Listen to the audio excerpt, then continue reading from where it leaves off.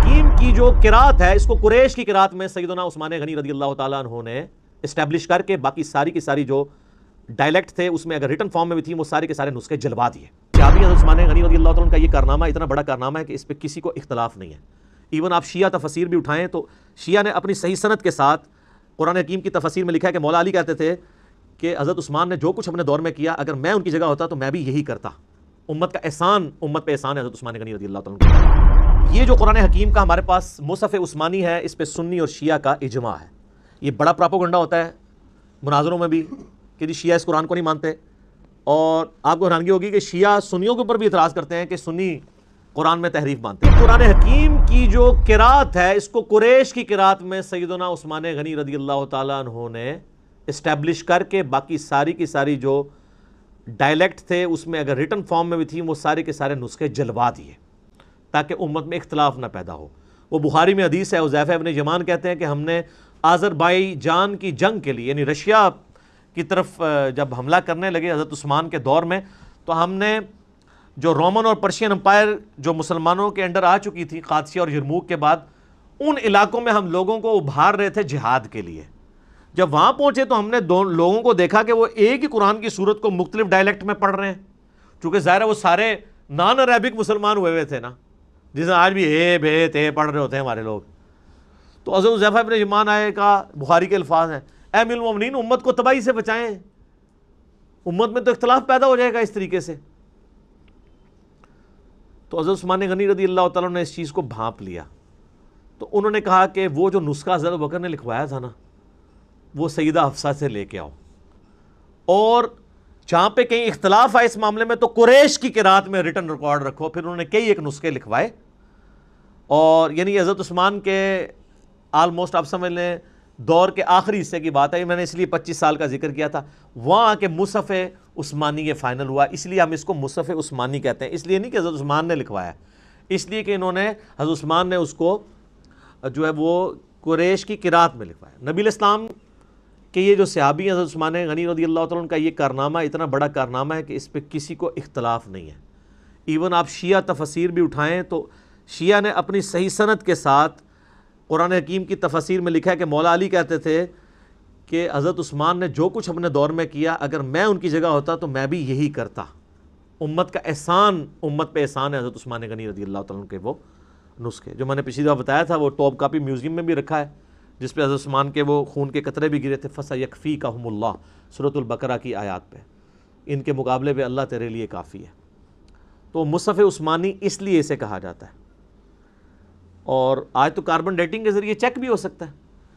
تو یہ حضرت عثمان غنی رضی اللہ تعالیٰ عنہ کو جو کہا جاتا ہے نا کہ آپ قرآن جمع کرنے والے ہیں، یہ غلط ہے. آپ قرآن جمع کرنے والے نہیں، جمع نبی علیہ السلام نے اپنی مبارک زندگی میں لکھوایا اور حضرت بکر نے اس کو ایک جگہ دو گتوں کے درمیان کیا، اور قریش کی جو قرات والا جو اختلاف تھا اس کو ختم کر کے قریش کی قرات میں قرآن حکیم کو حضرت عثمان غنی رضی اللہ تعالیٰ نے ایک جگہ اسٹیبلش کیا. تو یہ اس کی پوری ہسٹری تھی. وہ ہے میرے بھائیوں، یہ جو قرآن حکیم کا ہمارے پاس مصحف عثمانی ہے اس پہ سنی اور شیعہ کا اجماع ہے. یہ بڑا پراپوگنڈا ہوتا ہے مناظروں میں بھی کہ جی شیعہ اس قرآن کو نہیں مانتے، اور آپ کو حیرانگی ہوگی کہ شیعہ سنیوں کے اوپر بھی اعتراض کرتے ہیں کہ سنی قرآن میں تحریف مانتے ہیں. وہ میرا آپ یوٹیوب پہ کلپ دیکھ لیں کیا شیعہ کافر ہیں، تو میں نے اس میں یہ ساری چیزیں کھولی ہیں. پریکٹیکلی اس وقت پوری دنیا کے پاس یہی قرآن ہے، مشرق سے لے کر مغرب تک، شمال سے جنوب تک. انڈونیشیا کا مسلمان ہو، افریقہ کا مسلمان ہو، رشیا کا ہو، امریکہ کا ہو، سب کانٹیننٹ کا ہو، کہیں سے قرآن پڑھنا شروع کریں، آیت آدھی پڑھیں چھوڑ دیں، اگلی آیت وہ پڑھے گا. دنیا میں اس وقت ملینز آف حفاظ موجود ہیں. کوئی دوسری رائے نہیں ہے قرآن حکیم میں کہ کوئی کہ کوئی آیت یہ آیت ادھر نہیں تھی ادھر ہے، یا آیت کے الفاظ جو ہے وہ غلط طریقے سے کوئی پڑھتا ہو. یہ مصحف عثمانی جو میرے ہاتھ میں ہے یہ بلو بائنڈنگ میں آپ دیکھ رہے ہیں، یہ شاہ فہد پرنٹنگ پریس سعودیہ سے شائع ہوا ہے، اور یہ کاتب نے کمال رائٹنگ، یہ خط نسق میں لکھا ہوا ہے جو ہم تاج کمپنی والی جو رائٹنگ ہے جو ہم یہاں سب کانٹیننٹ کے لوگ پڑھ سکتے ہیں. محمدی بولڈ فونٹ جسے کہتے ہیں، آلموسٹ اس کے قریب قریب ہے، بل اتنا نہیں ہے. وہ عرب کے لوگ تو وہ ٹریڈ عربک فونٹ چلتا ہے جس کو یہاں کے لوگ اتنی آسانی سے، یہ انہوں نے بلو بائنڈنگ میں سعودیہ والوں نے سب کانٹیننٹ کے لوگوں کے لیے اور باقی لوگوں کے لیے چھاپا ہوا ہے، اور گرین جو بائنڈنگ ہے گرین کلر کی، اس میں انہوں نے عرب کے لوگوں کے لیے، اس میں عربی دوسرے سٹائل میں لکھی ہوئی ہوتی ہے، وہ چپٹی سی خط ریحان ٹائپ کی. یہ بلو بائنڈنگ میں، اور یہ کاتب ہے دمشق کا، شام کا، اس کا نام ہے عثمان طاہا. یہ اس کاتب نے لکھی ہے، اور کمال اس نے لکھا ہے، ایسے انداز میں اس نے رائٹنگ کی ہے کہ ہر صفحے پہ آیت ختم ہو رہی ہے. یہ کتنا بڑا کمال ہے کہ آلموسٹ آپ یہ دیکھ لیں کہ یہ قرآن حکیم جو میرے پاس مصحف ہے، اس کے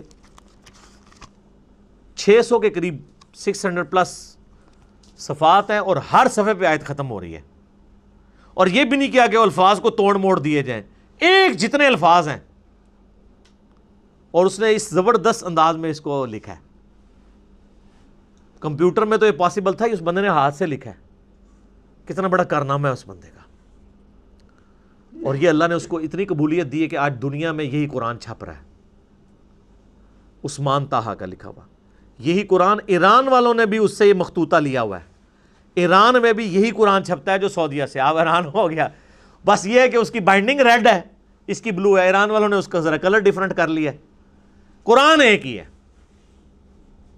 اچھا، آپ کو پڑھایا گیا جو شیعہ 40 پارے مانتے ہیں، قرآن ہو رہا ہے. آج تک آپ نے خود جا کے کبھی شیعہ کی کسی امام بارگاہ میں جا کے قرآن اٹھا کے چیک کیا ہے؟ پراپوگنڈا چلتا ہے.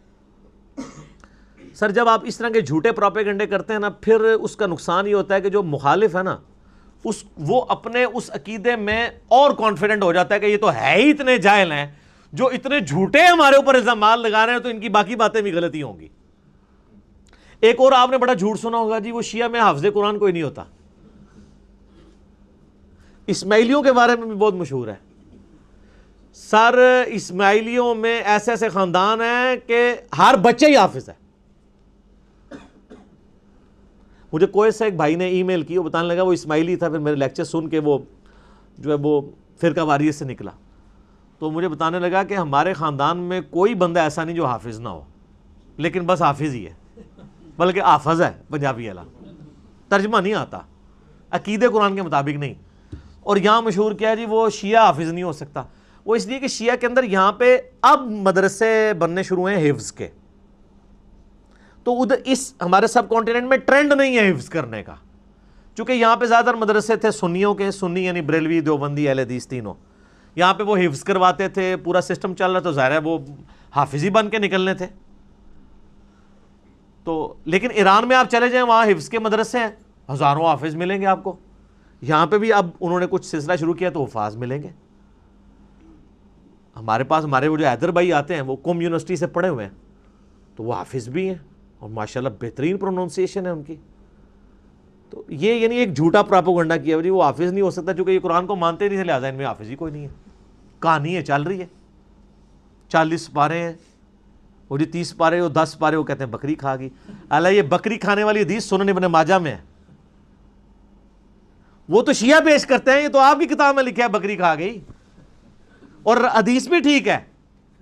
وہ بکری کھانے سے کیا ہو گیا؟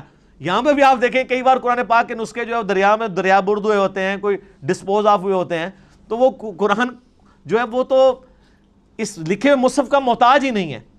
آج دنیا سے سارے مصحف ختم کر دیں تب بھی قرآن ختم نہیں ہوگا.